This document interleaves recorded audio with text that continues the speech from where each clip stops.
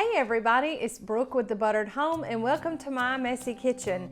Today we have a special edition of Messy Kitchen for you today. You won't see us inside very much. We're going to spend a lot of time outside because we are going to show you how to smoke a Boston butt. Now, Boston butt is very popular in the South. It actually is not a butt at all. It actually comes from the shoulder of the pig. But because of the way that it was stored and kept in olden times in Boston in these large wooden barrels that they called butts, this cut of the pork actually became wildly popular. So while it's kind of tenuous and hard, it does transform into this beautiful cut of meat that is wildly popular here in the South with low heat smoking. So while we're here in the kitchen, Big D is outside and he's got his smoker heating up. And you can do this on a regular grill if you need to, and you don't have to have a smoker necessarily. You just want to make sure you have some good wood, and we'll talk about that after a while. And you're going to cook this on indirect heat, so just make sure you have an adequate space on your grill to be able to do that. So like any good grilled recipe or smoked recipe for that matter, the magic actually happens in the kitchen beforehand. And today we're showing you two things. We're showing you a recipe and we're showing you a technique. So for the recipe portion of this is going to be Big D's rub. Now, like his banana pudding, I sweet talked him into sharing this recipe with everybody, and it's really simple. It uses pantry staple items, and we're going to show you how to mix that up here first. So we are going to be working with a 5 to 7 pound Boston butt, and it is pork shoulder. Is that correct? It's pork shoulder, and ours is on the small end because we're feeding a small crowd, but this butt recipe will actually work on from 5 to 7, sometimes 8 or 9 pounds as well. So if you get a bigger one, you'll still have plenty of rub. And the good thing about it is that you can store this in an airtight container if you don't use all of it, if you're using the smaller size like we are, and it will keep, because after you do it once, you're going to want to do it again. So this is very simple. It starts out with 1/4 cup of good seasoning salt. And we like Lowry's, so we're going to add that in first. And then we have 2 tablespoons of brown sugar. That can be light brown, dark brown. It just really doesn't matter. Any brown sugar would do, because those molasses work with everything else to give it that sultry, yummy, deep flavor that you want. And then after that, we have 1½ tablespoons of regular sugar, because everything needs a little sweetness, even Big D. Then to that, we are going to add 2 tablespoons of smoked paprika. And you can use regular paprika, but if you have not tried smoked or Hungarian paprika, I urge you to do that. It is relatively easy to find. And trust me, your life will be forever changed once you use it. Then we are going to use 2 tablespoons of powdered garlic. Not garlic salt, but garlic as a whole. And then we're going to put in that was a half of a tablespoon of garlic, and I think I put 2 tablespoons of garlic in there. So just know you can't mess it up, but the recipe does call for 1/2 tablespoon of garlic. So ours is going to be very garlicky today. But we'll post the full recipe, so never fear. You will have it and it will be correct. And that way, if you don't like garlic like we do, then you won't mess it up like, I just did, but it'll be okay. We might add a little bit more of everything else. So to that, we're going to add 1/2 tablespoon of black pepper. And then the secret ingredient anytime you are smoking anything is going to be ground mustard. Now, ground mustard adds just a little bit of earthiness. It doesn't taste like mustard at all, but it is very good to help kind of balance the sugars out. And you know, we have a couple of different kinds of sugars in here, and it doesn't take much. It's also just a half a tablespoon of that as well. So that is our very garlicky Boston butt rub, but we're okay with that because everybody in this family really likes garlic. So that's just a good lesson for you to show you that no matter how long you cook, sometimes you still mess up, and as long as it's not salt, you're pretty much okay. That's what I get for thinking about the difference between garlic and garlic salt, and then I just wasn't paying attention to what I was doing. But at least you know that we are human and that we are real cooks and that we do screw up from time to time. But as long as you're not putting too much salt on something, then you really haven't messed up at all, and you might find that you like it better this way. So, to begin with, and because we have a lot of rub here, I'm going to sprinkle this over our Boston butt. I'm not going to just simply pour it on there. But the key here is that you also want to make sure that your Boston butt has sat out for a little bit before you put it on the smoker. You want to make sure that it has had time to come almost to room temperature. That way there is not a huge difference whenever you're putting it on the smoker, and will cause you to kind of cool down your grill or your smoker, because that will happen the same way it happens in your oven. So bringing the meat to room temperature allows for the fats inside to relax a little bit, and it also helps you during the cooking process as well. So you notice I've just sprinkled it on here, and I've kind of massaged it into the meat. And this is a bone-in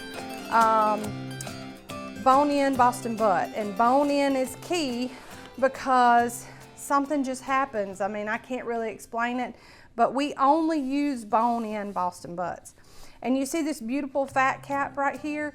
You are actually going to cook it with it on top to begin with, because what happens is that fat cap will, once that fat kind of cooks and melts down, it's going to cook into the meat and help keep it from drying out.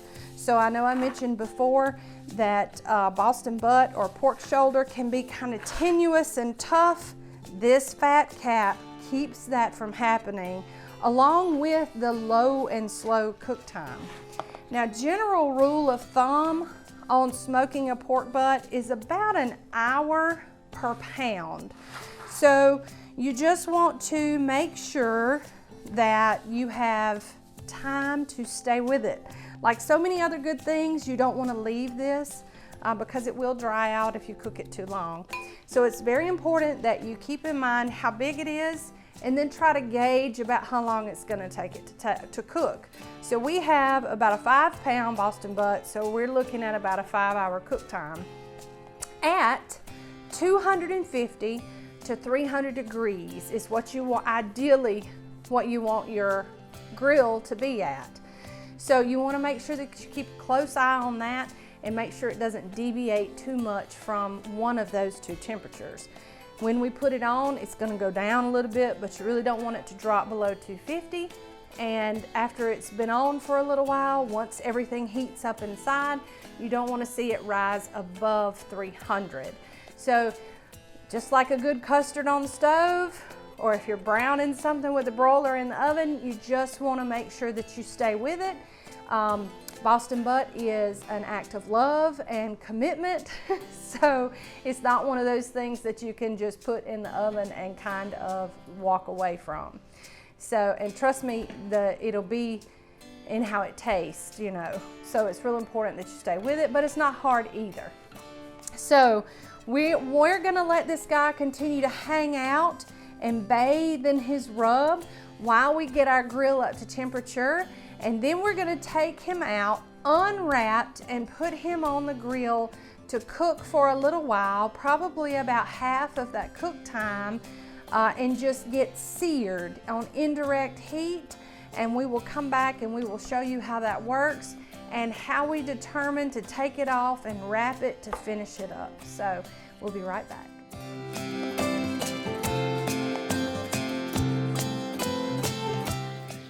We are outside on this beautiful day, and Danny has our fire ready. We love our Oklahoma Joe's smoker that doubles as a grill, and the main reason is this thermometer right here, and you'll see that we're between 250 and 300. We've brought our butt out here, fat cat up, in order to put it on. So I'm gonna let Danny do his thing, and then we'll ask him just a few questions. So Danny, tell me a little bit about where everything is as far as your fire. It's over here in the smoke box. Yeah, fire's down here. Mm-hmm. And this is the coolest part of the grill right here. Okay. And you want to keep that closed as long as you can, because you lose a lot of heat when you open it. You slow that cooking process down. Okay. All right, now tell me why we didn't wrap it just to put it on. Well, you want some smoke. If you wrap it immediately, then you're not going to get a lot of smoke flavor, and you're not going to get a good bark on the butt. Okay, so the bark is important because, like just with a roast, you want to sear it to keep it moist, correct? You do, but a lot of people like that bark. Okay, yeah.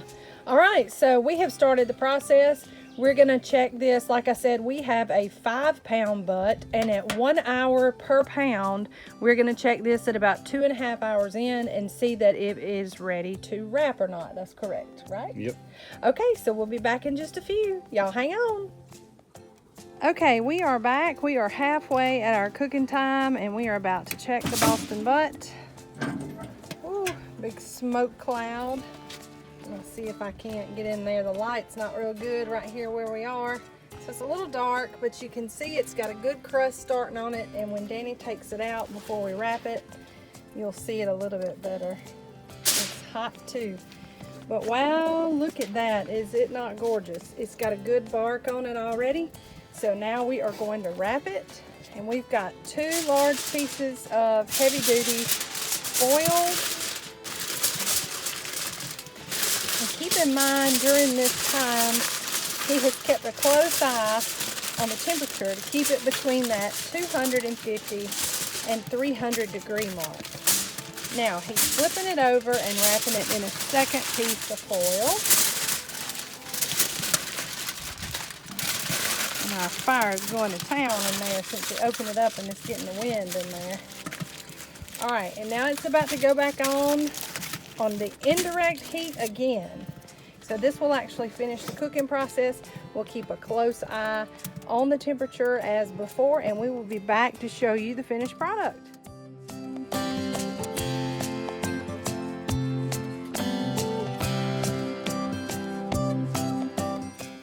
Okay, we are back. We have finished our cook time. So now it's time to look at the beautiful jewel. Now, Danny, explain to us what you did by pressing on it right there. It shrinks. When it's done, it's lost a lot of volume because a lot of that fat has cooked out of it. You see there? Yep, I see it, and the foil also works double duty, and it kind of contains it in there to help kind of seal that moisture in too, right? Yes. Oh, it smells so good. We need smell-o-vision. So now he's gonna bust it the rest of the way open, and we're gonna give you a sneak peek and show you. Also, whenever you press on it, can you tell if it's done by just pressing on it? You can, okay, because it'll start to mash. Okay. If it's not done, it won't mash. Okay, so if it's firm, it's not done. Right. It's hot, but that's the bone. We pulled the bone, right? Yep. Okay. And we don't have any way out here. Can you take your knife and just pull it apart to show how easy it kind of comes apart? Usually the bone is sometimes in the center. This one was on the end, but there you go. That is what you're looking for. You're looking for ease of pulling it apart so that after it cools and we take it off the fire and let it rest for a little while, we can actually shred it with a fork. And it's fantastic. Okay, so we're back. One thing I forgot to mention, that Danny did take and puncture it so that some of that fat could drain off. And one thing that's important to note is that we have a bucket here hanging. Make sure that your smoker has the capability of draining, because if it does not, you will have a grease fire. So don't drain it on the grill unless you have a drain hole. And look, Millie's trying to see what that good smell is in there. Unless you have a drain hole. If you do not have a drain hole like we do, then you're going to want to put this on a deep pan before you puncture it and allow that grease to drain, because you don't want to do it over an open fire. You'll have a grease fire on your hands. So again, and we also failed to mention that we would love to have you following us on all of our social channels. Be sure and check out our page on Facebook and Instagram. We cook there live every Monday night. And also, make sure that if you have not already, that you hit that subscribe button and make sure you ding the bell so that you can be notified whenever we drop new videos like this one. And we might spend some more time outside. You just never know what we're going to do. So again, from the buttered home to your home, we love you guys. Mwah! Bye.